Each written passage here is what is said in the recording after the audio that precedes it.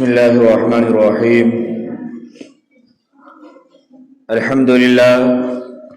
الحمد لله وكفى وسلام على عباده الذين اصطفى. أما بعد فقد قال الله تبارك وتعالى في القرآن المجيد: أعوذ بالله من الشيطان الرجيم. بسم الله الرحمن الرحيم.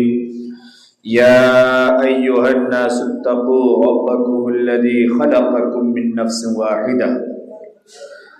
وقال الله عز وجل: يا أيها الناس اتقوا ربكم واخشوا يوما لا يجزي والد عن ولده ولا مولود هو جاز عن والده شيئا إن وعد الله حق فلا تغرنكم الحياة الدنيا ولا يغرنكم بالله الغرور. إن الله عنده علم الساعة وينزل الغيث ويعلم ما في الأرحام وما تدري نفس ماذا تكسب غدا وما تدري نفس بأي أرض تموت إن الله عليم خبير. صدق الله العظيم. وقال رسول الله صلى الله عليه وسلم: إن العبد إذا اقترف ثم تاب الله عليه أو كما قال عليه الصلاة والتسليم. اللهم صل على محمد وعلى آل محمد وبارك وسلم كما صليت وباركت على إبراهيم وعلى آل إبراهيم إنك حميد مجيد. حاضرین گرامی،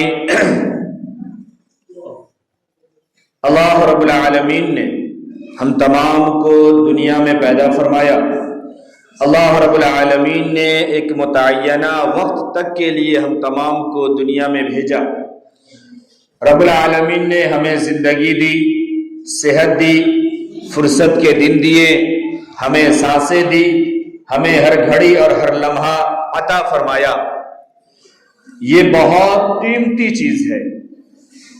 زندگی جو ہمیں دنیا میں مل گئی ہے، بس یہ اس کا نام نہیں ہے کہ ہم ماں باپ کے ذریعے سے دنیا میں پیدا کر دیے گئے ہیں اور پھر پہلے ماں باپ نے پال پوس کے کچھ بڑا کر دیا اور پھر ہم اپنے پاؤں پہ کھڑے ہو گئے، پھر ہم نے کمانا شروع کر دیا اور پھر ہم نے نفس کی منمانی شروع کر دی اور زندگی گزار لیے اور ہم نے سمجھا بس یہی زندگی ہے اور بس یوں ہی ہماری زندگی کٹ جائے گی اور کٹ رہی ہے، گزر جائے گی اور گزر جائے گی.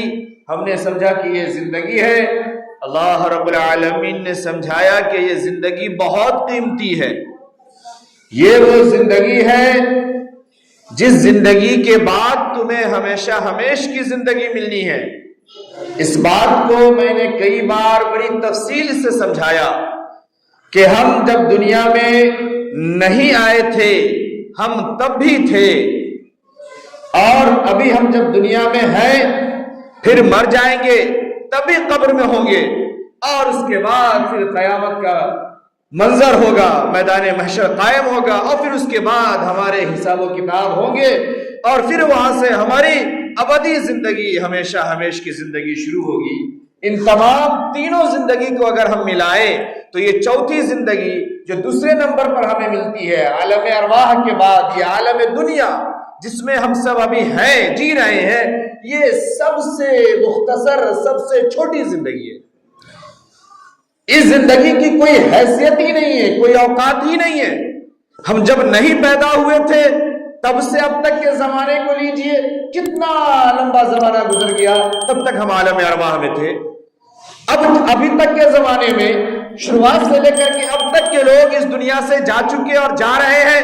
وہ لوگ اب تک اپنی عالم برزخ میں ہیں، قبر کی زندگی میں ہیں اور ہم اس مختصر سے دنیا میں ہیں.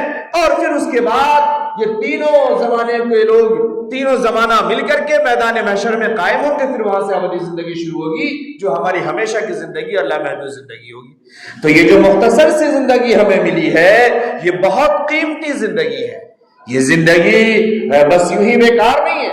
اللہ نے اس کو قرآن میں بیان فرمایا، سمجھایا کہ کیا سمجھتے ہو وَمَا هَذِهِ الْحَيَاةُ الدُّنْيَا إِلَّا لَهْوٌ وَلَعِبٌ. کیا سمجھتے ہو تم کہ یہ دنیا کی زندگی بس کھیل تماشا ہے؟ إِلَّا لَهْوٌ وَلَعِبٌ. اس کے لیے یہ دنیا کی زندگی تمہیں ملی ہے. وَإِنَّ الدَّارَ الْآخِرَةَ لَهِيَ الْحَيَوَانُ. جو ہمیشہ کی زندگی ہے، جو جینے والی زندگی اور رہنے والی زندگی، وہ تو آخرت کی زندگی ہے۔ لو کانوا یعلمون، کاش کہ تمہیں یہ بات سمجھ میں آ جاتی، کاش تمہاری عقل ٹھکانے لگ جاتی، کاش تم اس کو سمجھ لیتے۔ اللہ نے طنز کسا، اللہ نے سمجھایا کہ یہ دنیا کی زندگی جو تم رنگ ریلیوں میں، مستیوں میں، پریشانیوں میں، دقتوں میں، غفلتوں میں، استکباروں میں، تکبر میں گزار رہے ہو، کیا اس لیے یہ دنیا کی زندگی ملی ہے؟ وما هذه الحیات الدنیا الا لہو ولعب۔ آگے اللہ نے فرمایا وما هذه الحیات الدنیا الا متاع الغرور، یہ دنیا کی جو زندگی ہے یہ دھوکے کی زندگی ہے، یہ سراسر دھوکا ہے۔ جس کو تم سمجھتے ہو کہ یہ دنیا ہے، جس کو تم سمجھتے ہو کہ یہ ہماری جائیداد ہے، یہ ہماری پراپرٹی ہے، یہ ہمارا کاروبار ہے، یہ ہمارے بیوی بچے ہیں، یہ ہماری آل اولاد ہے، اور یہ ڈز ہے، یہ ڈیٹ ہے، یہ فلاں ہے اور یہ فلاں ہے، یہ دھوکا ہے، دھوکا ہے۔ اس دھوکے کی زندگی میں ہم سب جی رہے ہیں اور ہم یہ سمجھ رہے ہیں کہ بس ہماری زندگی گزر رہی ہے اور ہم جا رہے ہیں۔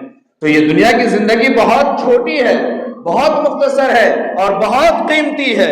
قیمتی اس معنی میں ہے کہ اسی دنیا کی زندگی سے عالم ارواح میں ہم کب کہاں کیسے کس دانے میں، کس پھلوں میں، کس مٹی میں، کس پیڑ میں تھے، یہ اللہ کو معلوم ہے، ہم تو جانتے ہی نہیں، ہمارے حصے میں بھی یہ چیزیں نہیں سمجھ میں آتی ہے۔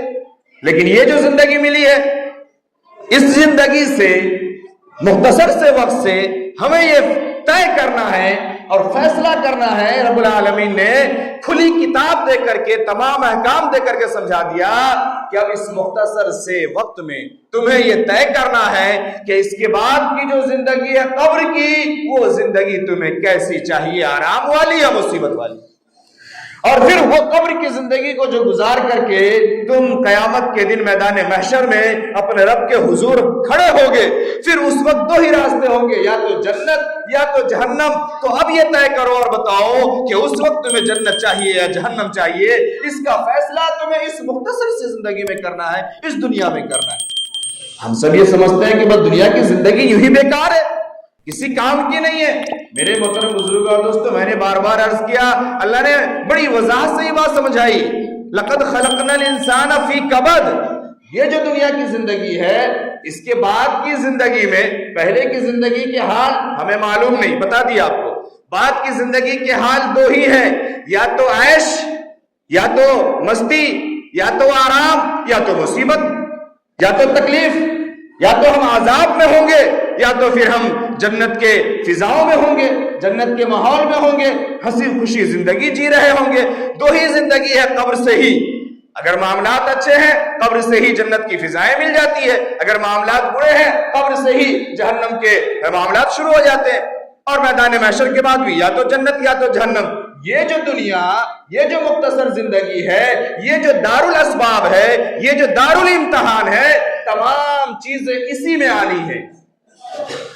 آپ کو بات سمجھ میں آ رہی ہے؟ ٹھنڈی یہاں آنی ہے، گرمی یہاں آنی ہے، رات یہاں ہونا ہے، دن یہاں ہونا ہے، صبح یہاں ہونی ہے، شام یہاں ہونی ہے، امیری یہاں ہے، غریبی یہاں ہے، صحت یہاں ہے، مرض یہاں ہے، بچپنا یہاں ہے، جوانی یہاں ہے، بڑھاپا یہاں ہے، یہ تمام چیزیں یہاں ہیں۔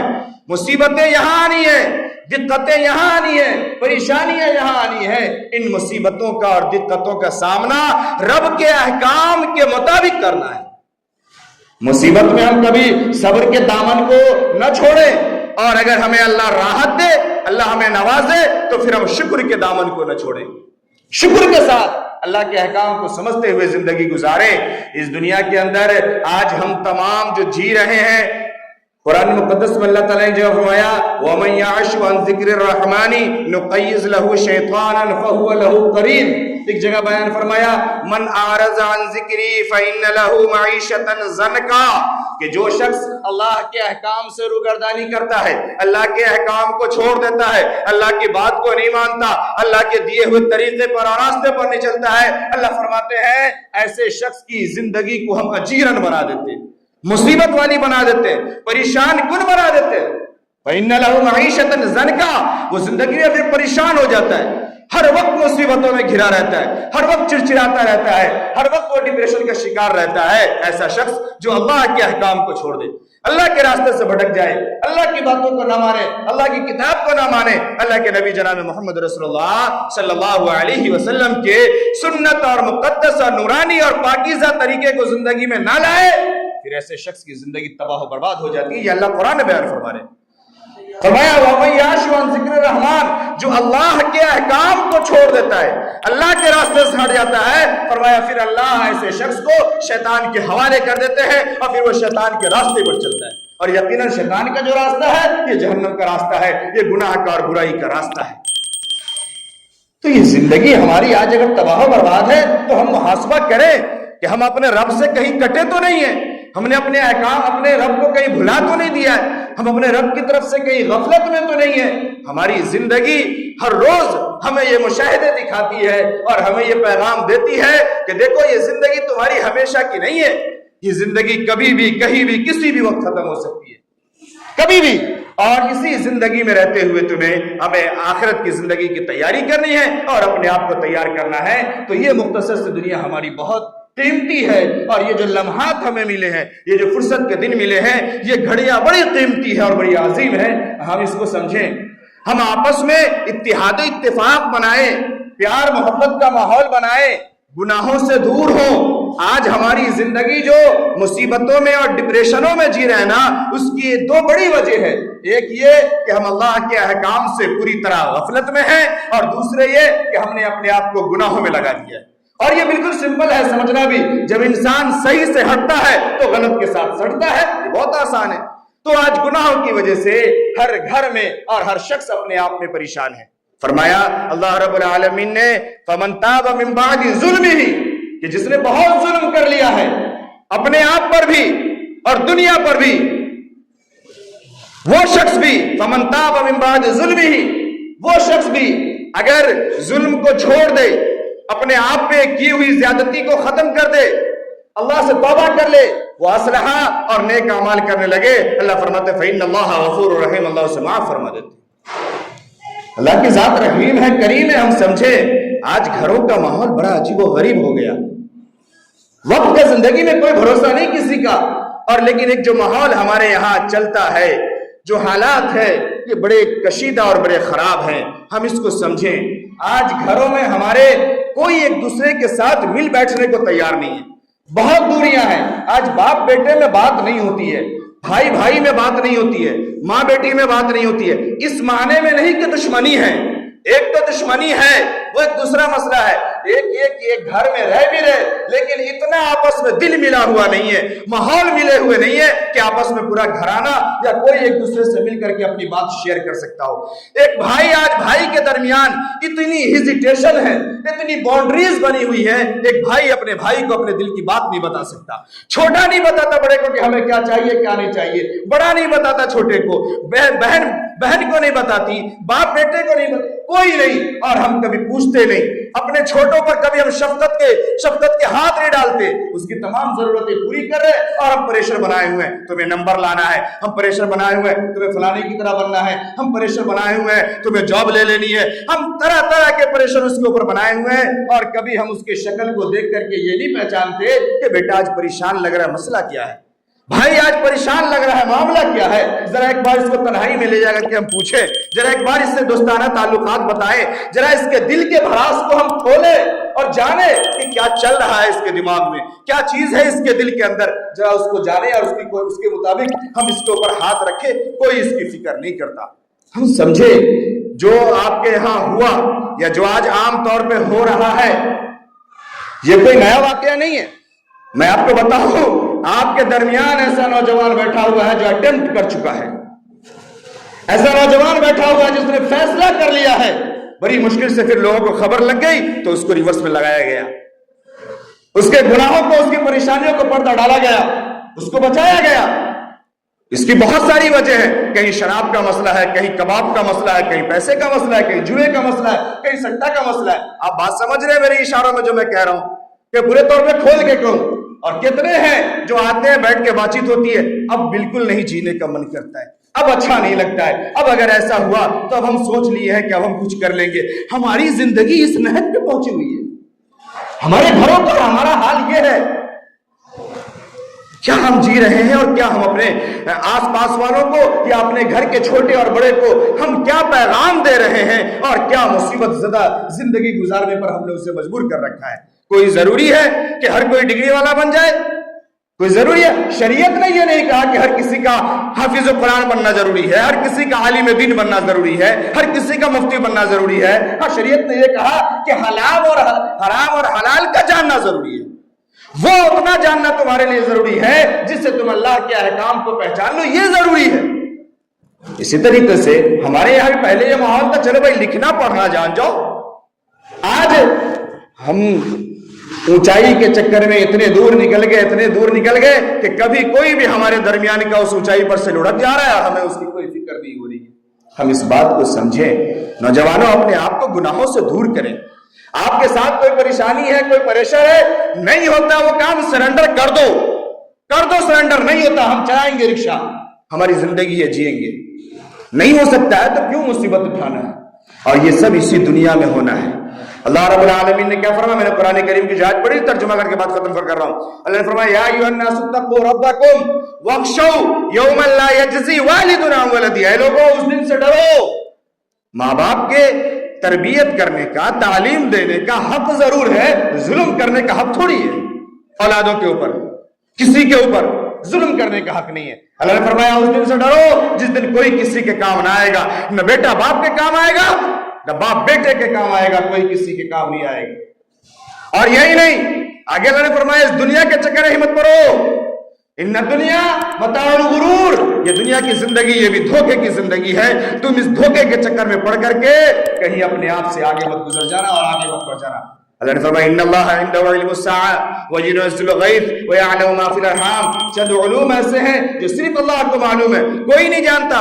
اللہ کو معلوم ہے کہ قیامت کب آئے گی، اللہ کو معلوم ہے کہ بارش کب ہوگی، اللہ کو معلوم ہے کہ ماں کے پیٹ میں کیا ہے، اور اللہ کو معلوم ہے کہ تمہیں روزی کہاں سے ملنے والی ہے، تم روزی کہاں سے کمانے والے ہو۔ تم لاکھ محنتیں کر لو، اگر دشا الگ ہے تو کبھی وہ دروازہ کھل نہیں سکتا۔ دروازہ ہلکی سی طاقت سے بھی کھل سکتی ہے اگر دشا صحیح ہو۔ مثال کے طور پہ بات سمجھ میں، ایک دروازہ اندر کو کھلتا ہے، ہم باہر کھینچتے رہے وہ دروازہ کھلے گا نہیں کھلے گا، اور اندر سے ہلکا بھی دھکا ماریں گے دروازہ کھل جائے گا۔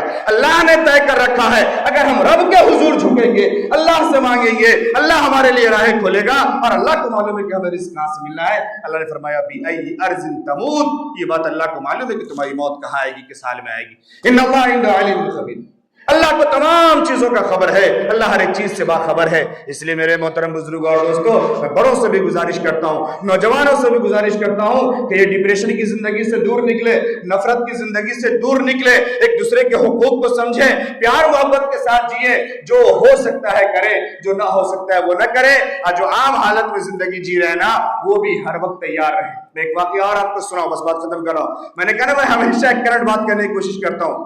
ابھی جمعے کے بعد ایک جنازہ ہے، میرے رشتے کے چچا لگتے تھے، کل یہ ہوا، ہائی وے پہ دو کلومیٹر آگے، اسی ہائی وے پہ وہ صبح آتے تھے، شام کو جاتے تھے، شاید کہیں مزدوری کرتے ہوں گے، شام کو جا رہے تھے، کسی نے مار دیا، ایکسیڈنٹ ہو گیا، ختم ہو گیا۔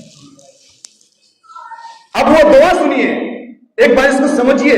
اب میں کیوں یہ ہر جمعہ کو ہر خطبے میں یہ بات شروع میں کہتا ہوں کہ اللہ کا شکر ہے، اللہ کا کرم ہے، اللہ کا احسان ہے کہ اللہ نے اس جمعہ تک ہمیں سانسیں دی ہے، ہمیں زندگی دی ہے۔ کل تک وہ تھا، گزشتہ جمعہ میں تھا، آج نہیں ہے۔ بات سمجھ میں آ رہی ہے آپ کو؟ دونوں واقعے کو آپ سمجھ پا رہے ہیں؟